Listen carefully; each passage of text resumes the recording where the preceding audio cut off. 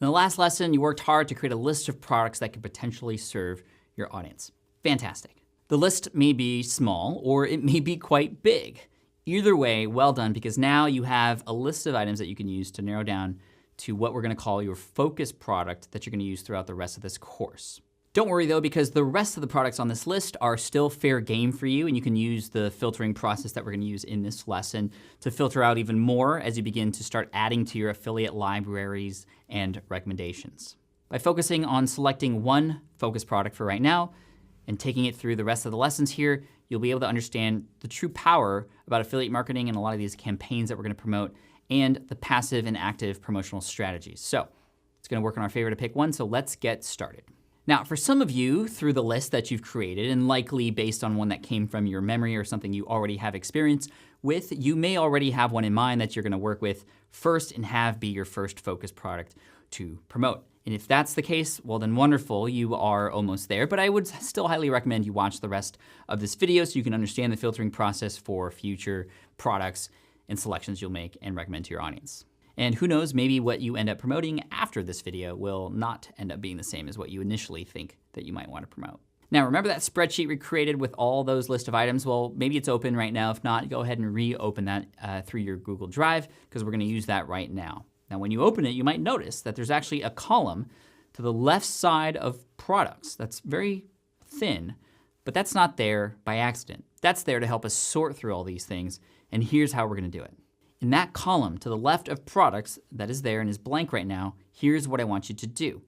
For every product that you wrote down that you've had previous experience with, that you've used yourself, put an X in that column.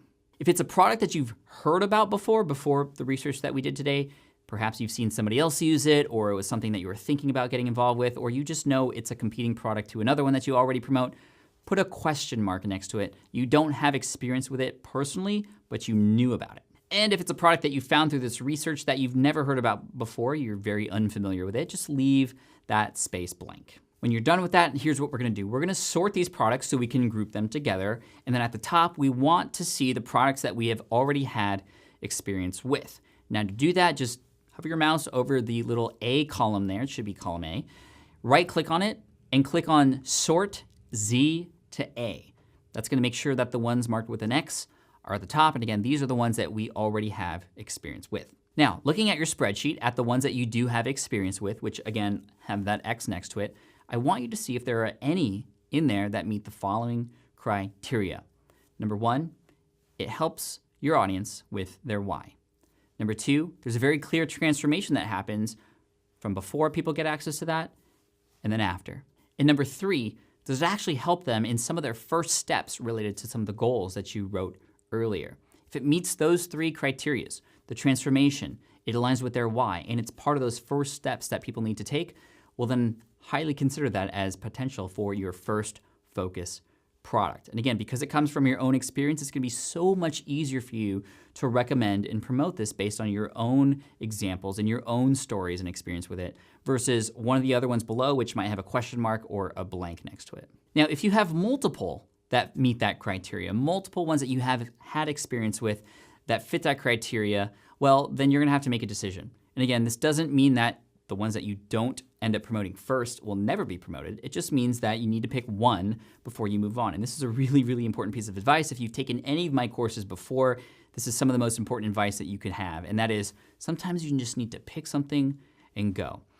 Don't let yourself psych yourself out too much and get too deep into the decision making for some of these things like this. If you have more than one available to you that you've had experience with that you can promote, that's great. Pick one and move forward and go on. You can always come back to it later or switch it out later, but again, for the purpose of going through the rest of this course, it's gonna be so much easier if you just have one single product in mind. And if that's the case, great. Have that be your first focus product, and in the next lessons, we're gonna determine, okay, well, is there an affiliate program? What might the price be? And then revisit this idea of, well, okay, is this really something we want to promote? Yes, no. But for now, make that decision and move forward.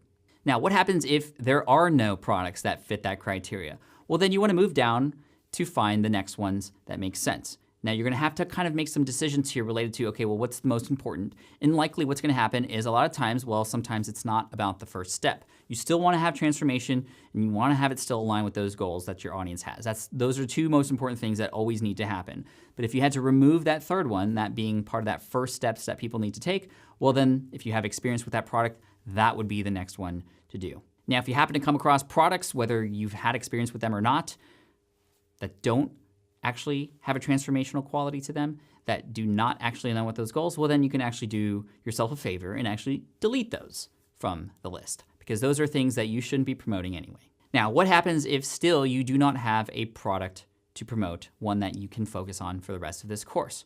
Well, that doesn't mean that you can't move on and learn about the information, but I still would highly recommend finding a product to promote, or at least experiment with. A lot of affiliate marketing is based on experimentation, meaning trying something out, seeing how your audience responds to it. And if it works, great. If not, well, great. You learned a lot of information that you can use to move forward. And as long as that recommendation comes from a place of serving, well, you're gonna learn a lot of information back, whether it works or does not. Now, if none of the products that you've used before are ones that you would recommend based on the criteria that we've talked about already, then move on to the ones that have a question mark, ones that you've heard about before. And what you're gonna wanna do is do a little bit more research about those products before you actually commit to promoting them. You can still move forward through the course with selecting one right now, and you can continue and move on to the next lesson, but I would still highly recommend digging a little bit deeper into what those things can do. You do not need experience with a product before promoting it, but you need to know about it for sure.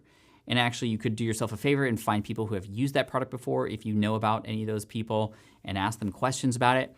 Another thing you can do, if you really wanted to, is you can get access to that product too. If it seems to just perfectly align with the goals of your audience, to be a potential first step for people, and also has a transformation involved, well, you could potentially get access to that as well. Now, you could do a couple things here. You can go and buy that thing, which is always a possibility, or you can send an email out. And you can literally say in that email, hey, I'm thinking about potentially promoting your product to my audience.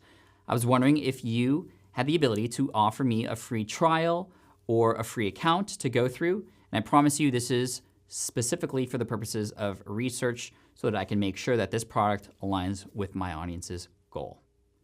The worst that can happen if you do that is a person will just say no, and that's that. It's also gonna give you a good insight into what that relationship might be like in the future with that potential company or person. Now, we're at the point in this course, this happens in every course that I create, but we're at the point in this course where things may start to get a little bit uncomfortable because you're gonna have to start reaching out and making decisions and potentially talking to people. But guess what? That's business. And if you do not do that, you're not opening up opportunities for yourself. And again, the question that I mentioned earlier, which is my top tip for getting over this stuff, is asking yourself, well, what is the worst that can happen? Because truly, honestly, the real answer to that is probably not as bad as you think. So keep moving forward, keep going through the items here, and as you continue to go through this list and find more products and do a little bit more research and try to get access to these things, if you want to go down that route, you're gonna learn and discover a lot of things and try to go to a point before you move on to the next lesson where you have that focused product selected that you're gonna commit to through the rest of this course. Doesn't necessarily mean that you're still gonna promote it. It just means that, hey, yes, it is something that is potentially something you can offer to your audience and you can imagine doing it. So pick that focused product, that's your call to action, and I'll see you in the next lesson.